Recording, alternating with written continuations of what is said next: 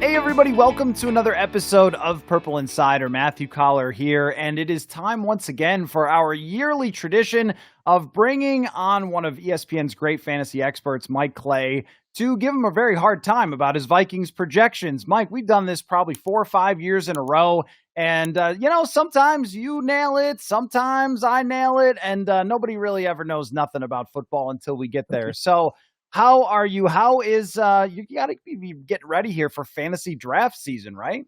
Yeah, we're already doing our mock draft project. So we've already mocked like 10 times in the last 2 weeks, just kind of preparing what our ADP will look like within the game and giving ourselves an idea of who players that we like, don't like, that kind of thing. So, yeah, we're all in. As you know, I've had projections out for months now, constantly working on them. You're a big part of helping me with that from the Minnesota perspective, adjusting little things with what's going on at camp and within the roster. So, yeah, I mean, football's year round. It is. It's always something. I'm constantly working on this stuff. So it's not a complaint. We love it. I can't say enough how incredible it is that you have 32 teams with projections for every single player on the roster. We were just talking before we went on here whether Taki Taimani or Levi Drake Rodriguez would get more snaps. So that's the level of detail. I have this PDF open all the time, and probably the easiest way to find it is just Google Mike Clay ESPN PDF. It will come up every projection, every player. It is really an incredible resource. Now, normally what I like to do with you, Mike, is give you a really hard time about CJ Ham's carries or receptions or somebody deep in the roster, Jay Ward's snap count. But I think we're in a different spot now in our lives where we have to begin with projecting JJ McCarthy. Yeah. So I have seen a grand total of 1 OTA practice, and he was very good in that practice, which means you're going to have to hike this number up. But your projection right now is 537 pass attempts, 3,705 yards, 26 touchdowns, 14 interceptions, and 206 yards rushing.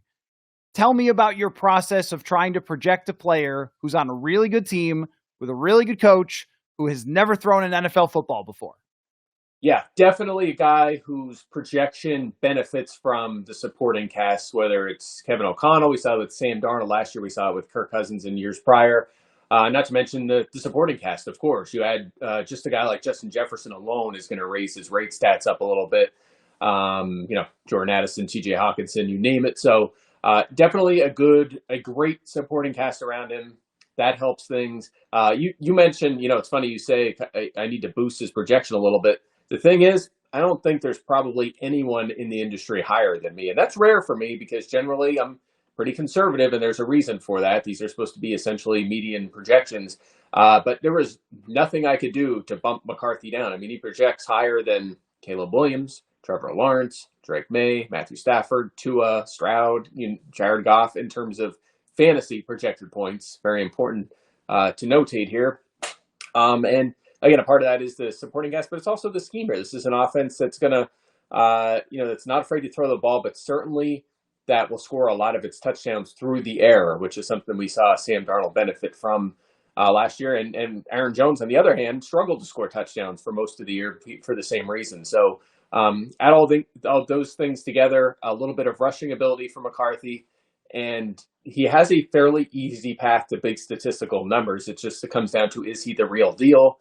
And that's the tricky part. It was the tricky part last year with Sam Darnold. It's a tricky part with rookies every year, second year quarterbacks often, but especially for a guy like this who came in super young, considered to be fairly raw, and who missed his entire rookie season. So a lot to learn. It makes it tricky to project, but nonetheless, the projection comes in very strong. It kind of reminds me of a few of our conversations from the past where when Jefferson came out and I was telling you, I don't know, man, he's not in the starting lineup right now to begin the season. You're like, don't worry, they're going to throw the ball to this kid. And of course, by week 3, he's got 175 yards and he has never looked back since then. But then last year we were talking about Sam Darnold, and there was literally nothing in Sam Darnold's past that you could look at and be like, oh, he's going to win 14 games. He's going to throw all 35 touchdowns. He's going to be that way, other than just to say the supporting cast and the coaching. Yeah. But even last year, we didn't have as much information about Kevin O'Connell because Kirk Cousins had had plenty of good years in his past, and Josh Dobbs and Nick Mullins were never good at any point in their careers. And that's what we were working with. How much did last year and what Kevin O'Connell was able to do bake into this projection with JJ McCarthy? Yeah, so I definitely helps because even if you trace it back further to Kirk Cousins, you're wondering, okay, well, did Cousins make the offense look that good? Is he a top 10 quarterback? Of course, he leaves and struggled last year, So I think Cousins was fine. Obviously, he's getting a little older, but I think what we saw was the supporting cast and O'Connell got him to another level. Same thing with Sam Darnold. I mean, I think you and I could probably agree. I think most objective people would agree that we're still not sure on Sam Darnold. We saw things start to change a little bit down the stretch there when the pressure was on. Obviously, quick playoff exit, and he also benefited greatly from that defense playing well and the supporting cast because they rarely trailed. They were leading or tied almost all the time throughout the first 3-4 months of the season. And when you just don't have pressure on like that, it makes things so much easier. So, I say all that because I think that there is now enough where we can kind of move the needle a little bit towards saying, okay, the floor is higher for this offense with a coach like Kevin O'Connell, where when we don't know that, maybe you're like, okay, new quarterback, we have to kind of go and say, let's hedge and say it's an average offense. In this case, maybe you say, we're still going to hedge a little bit, but maybe an above average offense. That's really the only thing you can do to objectively analyze teams and the impact of players, coaches, those kind of things. So that's where I fall. I still think that they can at least finish, say, 16th in offensive touchdowns. And that's already adding some risk for McCarthy being a bust. I mean, it's possible he could be a bust. We don't know that for sure yet, but there's more upside now because we feel like, he has that first round pedigree and of course the coaching. Well, and I think about this a lot, especially when I'm watching him in OTAs about what he was talked about in college versus what I'm seeing and what I saw last year in training camp and the one preseason game. But really, training camp is a great proving ground for these guys.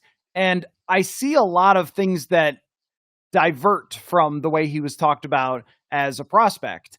And he was sort of talked about as the next Alex Smith. Maybe he's going to be a check down guy and maybe he won't be a playmaker. Maybe his arm strength isn't the best. I saw our buddy Kevin Seifert talking about that, how there were a lot of analysts who didn't love his arm strength, but then we're watching practice and going, no, I'm really seeing these throws here. Was that part of your thought process at all, what he was talked about as coming out? Or have you kind of washed that away based on the fact that not only like some of our reports have been that his upside could be higher than that, but also the fact that the Vikings chose him over Aaron Rodgers. They chose him over franchise tagging Sam Darnold. I have thought that there's evidence about what he can be just based on that, because Sam Howell's the backup. Like, there's no parachute for this. It's JJ McCarthy being the guy. That's pretty risky when you just won 14 games if you don't really buy it. Yeah, you're 100% right. That helps a lot. And sometimes teams tell you what they're thinking.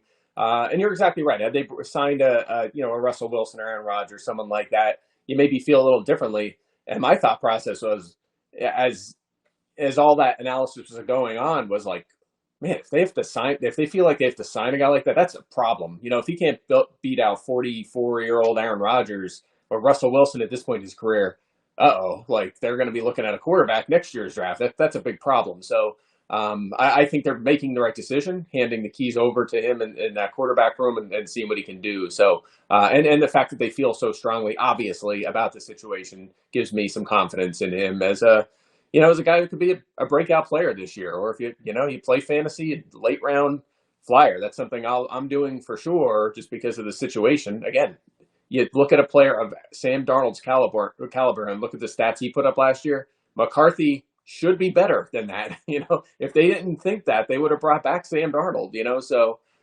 there's a lot of reason for optimism here.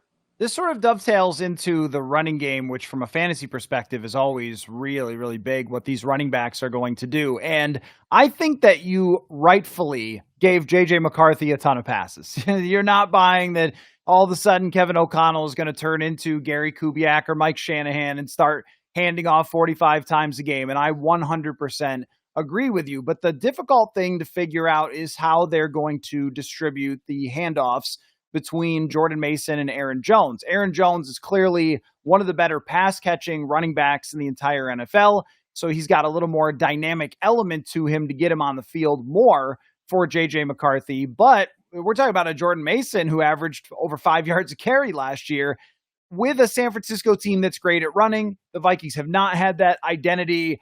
How are you dealing with this problem of the Vikings backfield? Yeah, so first of all, I want to point out that Jordan Mason kind of forced into that job in San Francisco without Christian McCaffrey. He did play well for a while. He started to fall off a little bit, though, toward the end. And then the question was, can this guy handle this sort of workload? And you started to see him miss time with injury, and then he kind of split the workload. Then McCaffrey came back. Then McCaffrey was out again, and then you saw more Isaac Arendo. So they weren't really just giving this guy the full treatment in the backfield. He's also 26 years old. This is not a guy that's coming in as, the next big fresh legs, high pedigree running back. This is a guy that's a journeyman that's kind of hung around as a backup most of his career. So I don't expect him to come in and take feature back roles by any means. I don't think anyone expects that with Aaron Jones re-signed. But what I could see here is they say, okay, Aaron Jones is now 30 years old. Let's take some of these carries off of his shoulder, maybe even a split here with these two guys. Would not shock me at all if you see them each get 10, 12 carries. And then, of course, you have Aaron Jones as the preferred passing down back. Keep in mind, Jordan Mason has not in his career been very much of a factor in the passing game. Very little contributions there. So they need Aaron Jones to still handle that job. So that's kind of my expectation in terms of projecting.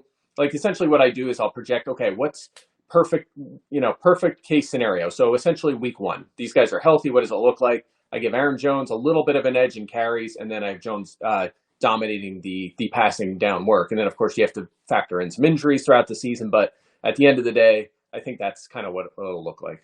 With Jordan Mason, one area where I could see him outperforming your projection is touchdowns. And this is something that the Vikings were just so sad at last year, was getting down near the goal line. And I mean, think of that Lions game at the end of the year. I mean, how different is it in that Lions game if the Vikings could just hand the ball to someone and have them run into the end zone, but instead everything was on Sam Darnold's shoulders. That's another part of why he threw 35 touchdowns, was because he had to throw the ball into the end zone for this team. The fact that they have revamped the interior of the offensive line to be better at this and gotten a guy who kind of, if you squint, runs like Marshawn Lynch a little bit with violence and power and that kind of thing.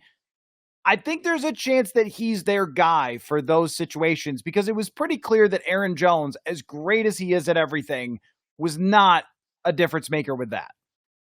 Yeah, no doubt about it. Jones, one of the biggest underachievers in the league in terms of scoring touchdowns last season. I think he actually was the biggest underachiever if you look at expected touchdowns.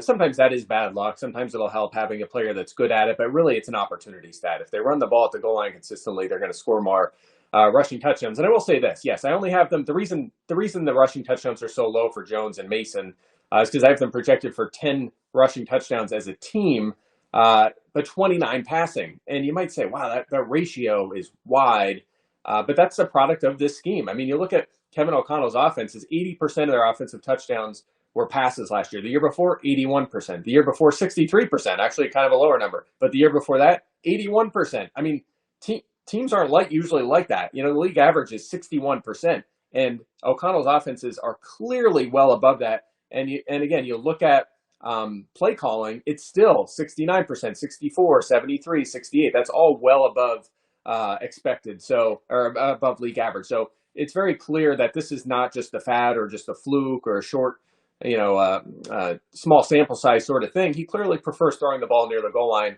and I suspect that'll continue this season. Yeah, I think that they would love to change that, but how many years before we decide, like, the Tiger's not changing his stripes when it comes to Kevin O'Connell? Now, I endorse this generally. I mean, I think it's smart if you have Derrick Henry to just hand him the ball and have him run in. But I mean, as far as being a pass-first offense and have that drive your success, overall, even with the more talk about running backs and running games and so forth, I think you still just need a serviceable run game that can scare somebody so you can pass the ball more.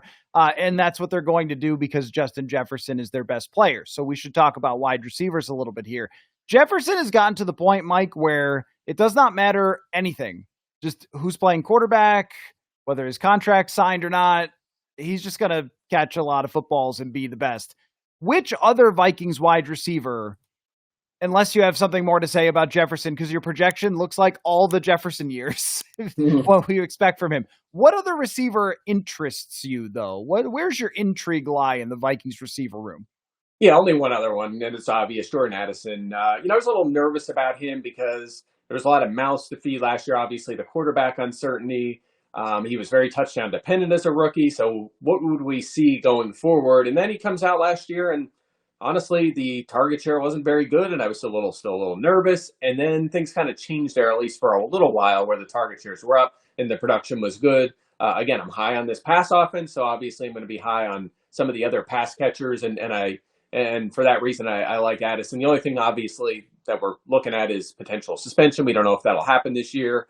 And that's only going to be, we would imagine, a game or two if that does happen. So not a big concern there. It's something I have factored into the numbers a little bit. Basically took a game off just as to add some risk in there. But, I think they're in a really good spot with that 1-2 punch. And then you consider the other pass catchers, including TJ Hawkinson. And you feel pretty comfortable with this group. I know the depth is still a question mark, but they have invested there with just trying to add some depth at wide receiver. But obviously it's lottery tickets with guys like Rondale Moore and of course the rookie Felton.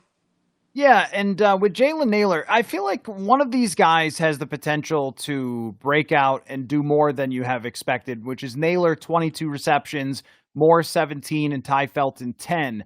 But I don't really know which one. I think as of right now, I would guess that it's Jalen Nailor because he has been a favorite of Kevin O'Connell's since he first got to Minnesota, but he had some injuries and was kind of buried on the depth chart. And then last year, he started to have some of that breakout when Jordan Addison was out a couple weeks with an injury, and then kind of went back to the broom closet for a while, had a big game at the end of the year against Green Bay. If there's a multiple game suspension, if it's maybe 3 games, which doing a little research on DUIs in the past, 3 is pretty much the maximum, but I don't know how Roger Goodell decides on any of this stuff. If he ends up with that, that is more opportunity for Jalen Nailor, and there might just be a situation where McCarthy is looking for one-on-one matchups a little bit more. One thing that Sam Darnold was really willing to do was just like, Jefferson's covered, I don't care. Like, here's the football, I'm going to work it to him. I am very curious about how the passes get distributed underneath, because I think that McCarthy will be much more apt, especially early on, to say, like, let's just make sure it's in play. Let's make sure we're moving the offense and then go from there. And that also could impact TJ Hawkinson, who you have at 77 receptions and 111 targets. But I could see him with even more if he becomes like he was for Kirk Cousins, that check down option underneath. Yeah, well, again, this is one of them things. If you give him more targets, you're taking away from someone else. So that goes for those depth receivers as well. I haven't looked at it, but I imagine you look at these secondary receivers behind Jefferson and Addison when they played, not to mention when Hawkinson was out there. I'm guessing there was only a handful of targets and catches for those guys, last season. So when it's not a bad thing. It's just like the Rams. It's the same thing as Sean McVay. Obviously, O'Connell comes from that tree. They build these teams around, and this goes for defense as well.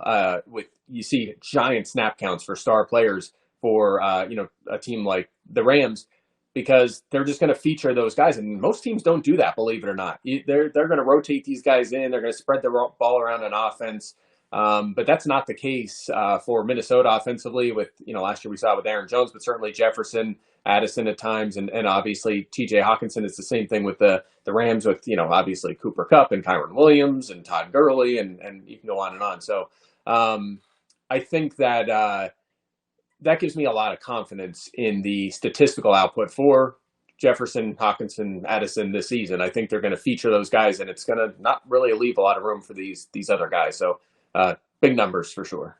Yeah, I'm thinking a lot about how a different quarterback, if he plays differently and is less experienced, might impact those things. But I mean, this team, like, that's why they spent a first-round pick on Addison. That's why they traded a second-round pick for Hawkinson. They want these guys to drive the success of the offense. I'm just always curious if somebody else takes some step or takes targets away from Addison. I don't know. I mean, maybe Naylor's that guy, or maybe it's going to be exactly how it was last year, where it's 2 or 3 big games. But if you go back a couple years, and here's another factor that I'm tossing into this, so we could get into the strength of schedule thing, because I tend to think strength of schedule at this time of year is incredibly dubious, but at the same time, look at the quarterbacks they're playing, look at the teams they're playing. A lot of them are going to be good. Mm-hmm. If you're in games where you're chasing the Eagles, where you're chasing the Lions, where you're chasing the Ravens, you might end up with a KJ Osborne situation where wide receiver 3 gets a lot more targets than you think that wide receiver 3 would have gotten, just because you're throwing the football even more in situations like that. You have their strength of schedule, and we can get to a defensive player too, but you have their strength of schedule at 30th out of 32. How much do you factor that when you're trying to figure out projections and how good this team's going to be? Yeah, I mean, I project out the whole season. So, that's week to week projections and, kind of a baseline for each team, what do you expect them to score and give up? And then you compare that to the opponent. And then, of course, are you home or are you away? And then you come up with a win probability and go from there. So certainly if I think they're going to play a lot of teams that I've evaluated as good teams, then that's going to give them a lower record. And that's why if you look at this PDF, you see that I have Minnesota as one of the best teams in the NFL on paper.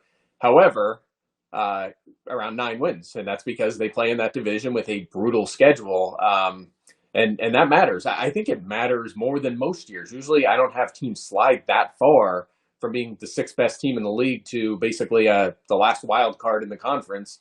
But it's so substantial because that division is really good, and I expect Chicago to be better. We know the Packers are good, and obviously Detroit actually was the best team in the league on paper. Don't forget about how good that defense was last year before all the injuries piled up. I mean, that would have been, I kind of feel bad for them. I know no one in Minnesota wants to hear this, but that defense got no attention all year because all eyes were on the offense and everything. And, Dan Campbell and Jared Goff and, all the stars on offense, but kind of quietly, they were just dominating on defense. And then they had some of the worst injury luck you will ever see for one unit down the stretch. And obviously they just couldn't even stop Jaden Daniels at all in the playoffs, and it all fell apart. So, they're stacked, and I just say that to kind of really drive here how tough this division is, and obviously the conference. So I think it matters more than most this year, and I think it's going to be a bit of a nuisance for them. They're really going to have to stay healthy and hold up, and McCarthy's going to have to play well to hang in there this year.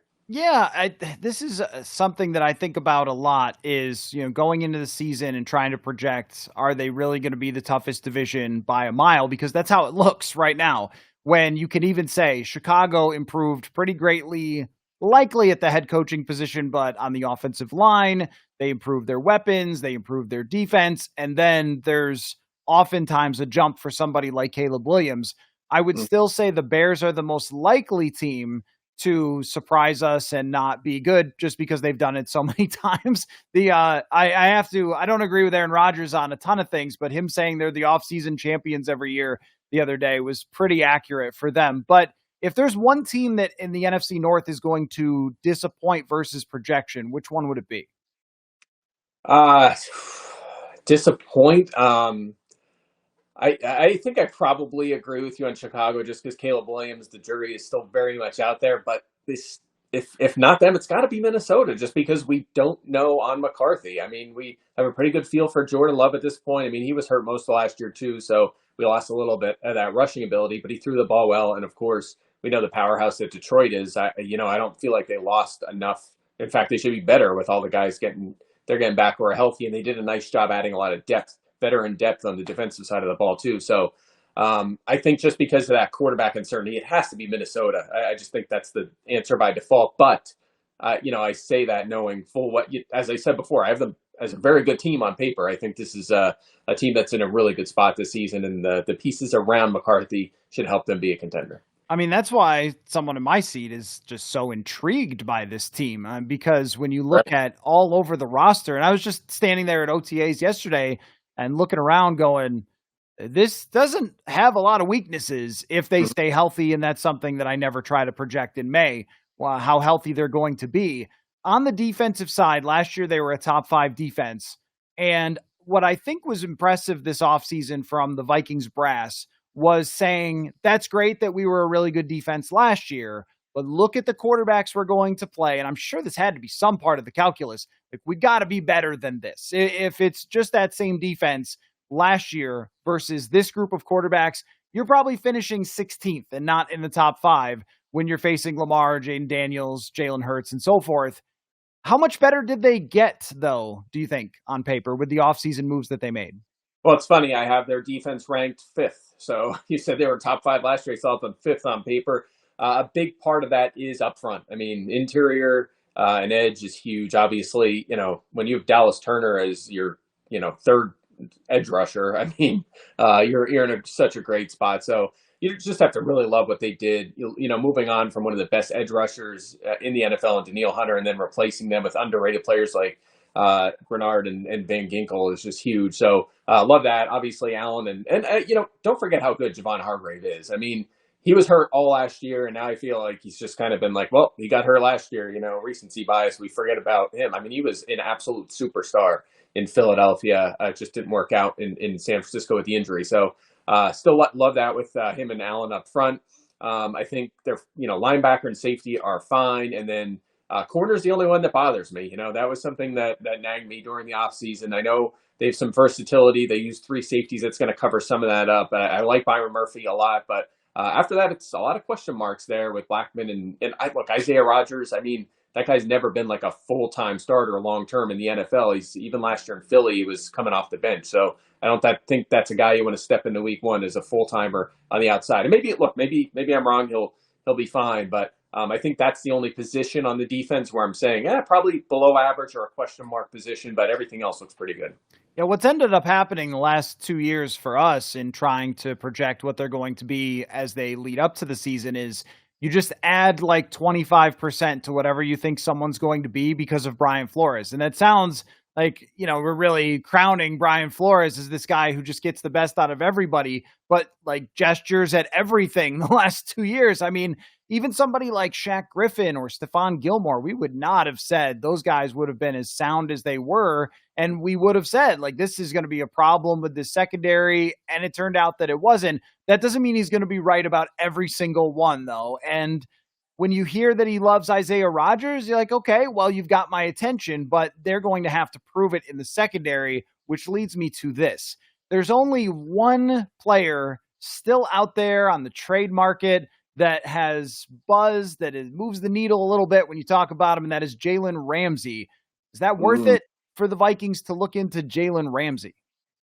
100%. It's especially when you have a quarterback that's unproven and a quarterback that's so, relatively cheap in the NFL, you always want to add superstars around them to help carry the team. So, look, after what they did last year, I think if you're in the front office there or on the team or a fan or an onlooker, you're thinking this is a team that was in the hunt last year and maybe they could win the conference this year or make a run at it. So if you really feel that way and you don't believe this is just a rebuilding year with JJ McCarthy, then you go all in. And if you can get your hands on Ramsey, and probably not super expensive, I assume he won't be super expensive considering it's pretty evident Miami's ready to move on.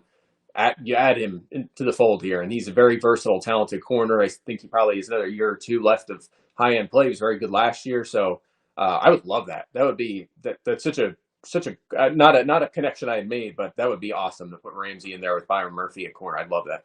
I didn't really think about it until the other day, and then I think it was maybe Jason McCourty brought it up on wherever he was talking, and I was like, does this make sense? And when I went through it, the salary cap situation in the future would cause some problems. There's no doubt about that.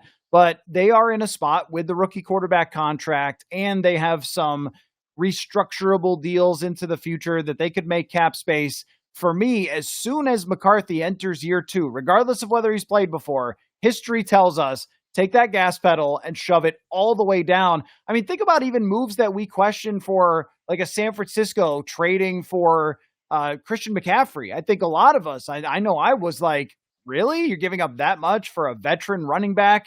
But they were just trying to stack as much talent around their quarterback as they could, and it got them to a Super Bowl.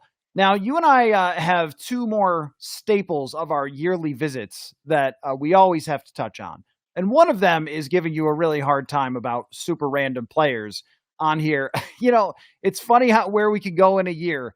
Ty Chandler, last year, a lot of the fantasy community, every fantasy show that brought me on was like, well, how much is Ty Chandler going to get the ball? Everyone's looking for that RB2, RB3 that sneaks up. And let me tell you, he didn't. He didn't even come close to doing that. So we got Ty Chandler this year for 153 yards on the ground and 4 catches. Is this year the year for Ty Chandler, or how are we working that? And also, throw this in there too. Kick returning. Is everybody just going to be kick returning like crazy this year, or what? Yeah, actually, that's funny. All morning I've been working on exactly that because you see, in the PDF, you see the return numbers. I need to have a little bit of an uptick there with the new rule change. So I was doing some research on that, and the next time I run an update here, it's going to be reflected in there. So I'm not going to say you're going to double the kick return numbers, but it's going to be close to doubling them. But yeah, well, I mean, again, returns are so tough to predict. There's obviously a handful of guys for sure are going to be involved, but part of it is just roster building. Who can we sneak onto the 53? Can we fit a return specialist, or is it just a kind of a depth player on the roster? So yeah, for now I have Chandler and Mason involved in the returns with Isaiah Rodgers, who's a good returner, but we'll see who ends up making the 53. As for Chandler, look, does he definitely make the team? Do you think? I don't know. I don't think he's a factor. I think you go into week 1 with Jones and Mason, and if they miss some time, then Chandler maybe gets involved a little bit. But who knows? They might look outside for more running back help if that happens. I think that's probably right. If he is viewed very much as their returner, which he should be, an RB3 historically is the perfect guy to have as your kick returner, because even if he gets banged up doing it, you're not losing anything on the offensive side. And I think he's pretty good at it. Not quite as good as Kene Nwangwu was before, but he's got some juice to him.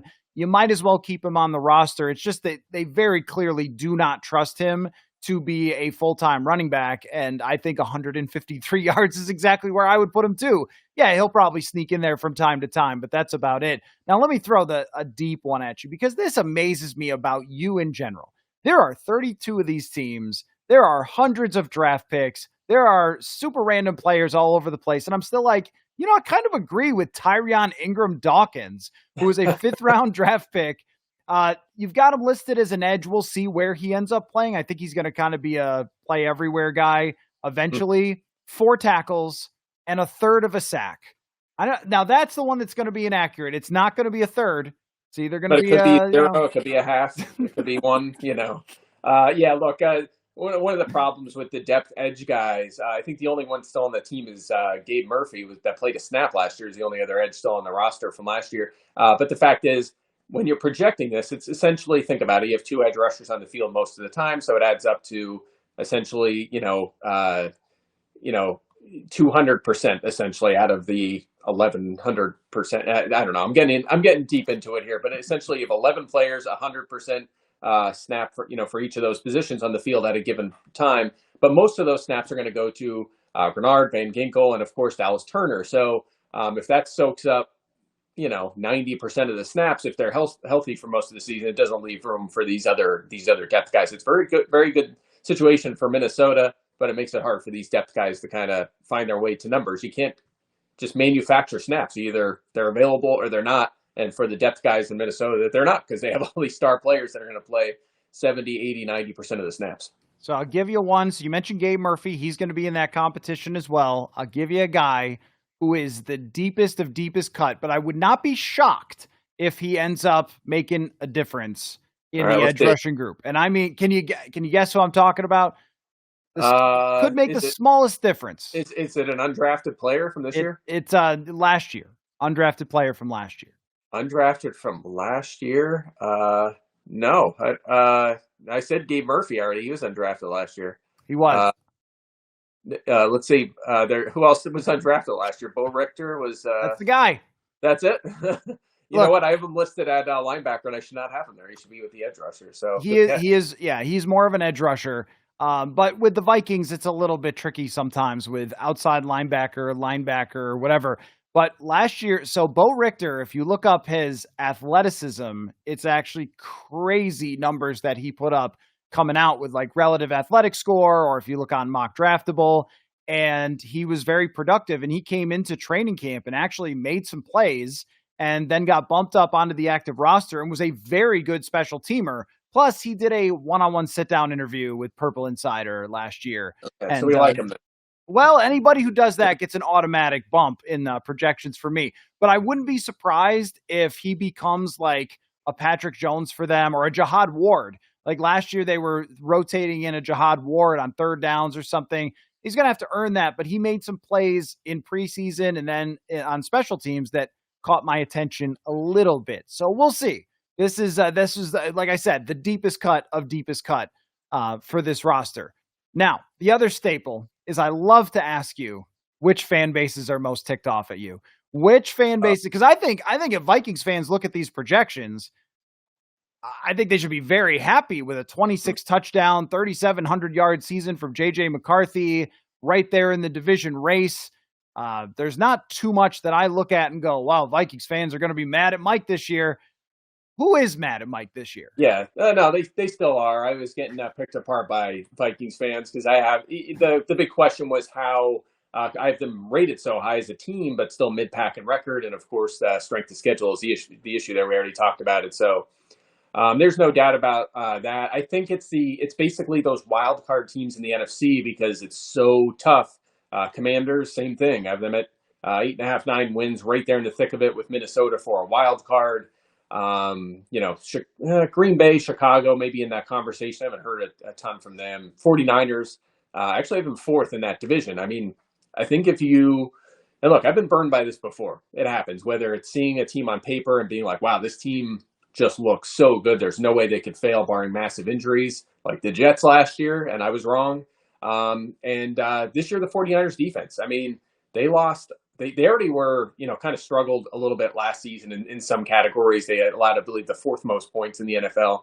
And they lost a lot of key players and did not really replace them in the offseason. So on paper, it doesn't look very good, but they have good coaching. So maybe I'm wrong on this one. But for now, I have them projected pretty low. And I've heard a little bit about that as well. I would agree with you. And they also drafted a bunch of nose tackles, which I know does not tend to impact the following season because we can't always ask a lot from rookies, but their draft was perplexing to me for San Francisco. And you got to stop the tush push, right? So yeah, how else are you going to do it? Well, you have to be in a game where it matters to have to worry about that, right, which I'm not sure they will be in. Who's the surprise team this year? Surprise team, I think a couple options. I think the Patriots are the one that really pop out. I have them as a fringe wild card actually I have them as the 7th seed in the AFC at the moment. It's very close, of course, but I think their defense on paper looks really good. I like what they did this offseason there, just adding pieces, spending some money in free agency, which isn't always the right way to go about it, but it depends how you do it. If you're filling a lot of blanks in weak spots with free agency and trades, I think that's the right way to do it. I think a team like Houston has kind of quietly done that nicely the last couple of years, just continuing to do that. And it's not always big moves. It's sometimes the medium or even lower moves that take an area that's like a clear issue and makes it at least serviceable. And that matters when you have so many players on the field at a given time. So you figure if Drake May is solid or makes a leap forward, I think the Patriots really could be a surprise team this year. I like that pick. My pick, I almost feel like I see too many people making it now. Arizona seems like they are just good one. They're ready to take that step. They've improved greatly along the defensive line. I thought when the Vikings played them last year, I was very impressed by Jonathan Gannon. And if he had maybe game managed the clock a little bit better, they just win that game. And they gave Kevin O'Connell a very tough time last year with a lot of their looks that I don't think the Vikings were that prepared for, but they just didn't have a ton of talent. Still, they squeezed a lot out of it, and Marvin Harrison Jr. take another step. Kyler Murray, another year removed from that ACL. So I think there's a chance there for them to maybe compete for the top of that division. Love that call. Definitely think they have a shot to win the division. I think the Rams are probably the best they've been on paper in a couple of years since they kind of had traded all their picks for all them players and then had to kind of invest in the draft. They've built back up, and I think this is the best they've been in a while. But you're right, Arizona. I mean, they have Dalvin Tomlinson and Calais Campbell up front, and that doesn't even include their first-round pick spent on defensive tackles over the last 2 years. And then they also brought in Josh Sweat to go with Zaven Collins and spent a third-round pick on edge rusher this year. So I love that call. I'm a little concerned about corner, and I don't know if linebackers bring in a ton to the table, but we're going to find out what a dominant front, edge rusher, interior defensive line can do because they have some serious talent up there. Yeah, no, I think they do. Mike Clay, ESPN, our yearly get-together, and I feel like we didn't pick you apart quite enough on this because I agree with a lot of the projections, but make sure you go check them all out. I mean, we didn't even touch on Like, sorry, I'm thinking of Ambry Thomas. We didn't even touch on the Ambry Thomas projection. The big mistake there from us, but I guess we'll have to do that next time. Yep. Mike, I really do appreciate your time. I'm always appreciative every time you can come on and we can have some fun with this. And I, again, love using this PDF, love doing it for my own articles and your projections, breaking them down, taking them apart. And also for my prep for every game, I call up this. So great stuff. Really appreciate all the effort that you put into it.